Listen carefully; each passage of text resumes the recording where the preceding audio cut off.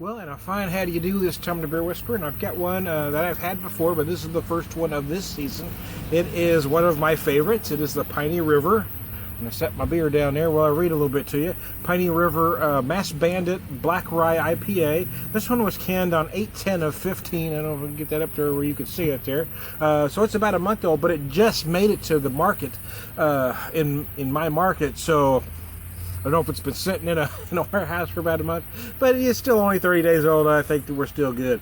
Anyway, Mass Bandit IPA. In the Ozarks, the Mass Bandit is notorious for raiding the corn patch or finding and eating the perfectly ripe watermelon in the garden just before it's picked.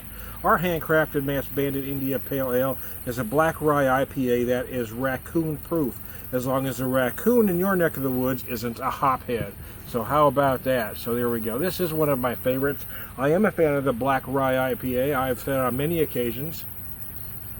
You know, for some, the style doesn't work. For me, it does. It does on every level because I love the big dark malts, and I love the big hops. So for me, it works. Some find it too astringent, but I do not personally. I think it works. This one is beautiful. You can see that how gorgeous that head is. This is one of my favorites. I've sent this to a few friends and beer trades, and everybody I've sent it to has loved it because it really is that good. I'm using a Imperial pint glass because it holds a full pint rather well. When I first poured it, the head went up to there as a perfect pour. You usually want about a nice solid inch head. That's what I was grown up to believe anyway. The aroma on this is just spectacular. There are hints of, you certainly get some pine, a lot of pine. I'm getting also notes of white pepper as well. There are certainly some citrus, some grapefruit specifically, along with some of those big roasted malts as well.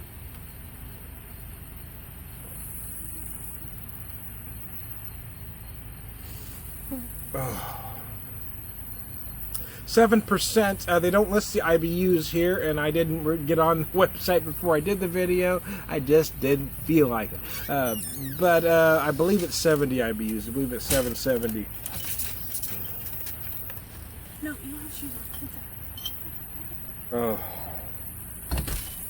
And now that I've let this sit a little bit, I'm also getting some notes of chocolate on the nose. On the flavor, yes, you get some of those big dark roasted malts. Again, I mentioned I was just now found the chocolate on the nose. You certainly get a touch of that on the palate, as well as, again, you certainly do feel that peppery pine thing coming at you. There is some citrus. My daughter's mowing. I think she just got in a shot.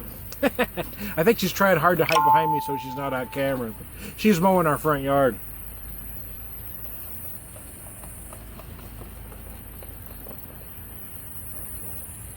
Oh. Anyway, I lost my train of thought there. But you see me, I just went blank, right? Anyways, this is one of my favorites. Again, you know, you hear me talk about certain breweries that I really love. You hear me talk about Urban Chestnut a lot. This is another one I really love. It's out in the middle of no place. It's about a 2-hour clip from my place. But it's worth the drive, no matter where you're coming from. You know, a lot of my beer geek friends, when they're traveling, they'll hit. Some may hit Springfield because we've got some good stuff here with Mothers and White River and Springfield Brewing Company. People will want to hit St. Louis because St. Louis has just a ton of craft breweries. But I just, you know, I just can't express enough how people should get off the beaten path, drive out of your way to go to this brewery because it's worth the experience. Not just the beer, but the tap room is very different from most other brewery tap rooms. It's in an old barn, and they're pretty much a destination spot. You know, people, you go to a lot of breweries, craft breweries, tap rooms. You know, some places are designed for you to come in, have a flight, hit the road. This is a place that's designed for you to come in and stay a while. They don't serve food. but they encourage you to bring anything. So we usually bring a picnic. They allow you to bring in soda pops. It's just a great place. Brian and Jolene that own it are just fantastic people. They're making great beer, and the service is always spectacular there. So I'm having my first Mass Bandit of the season. If any of my friends are going to want one, you better hit me up, and I'll see if I can get one out to you.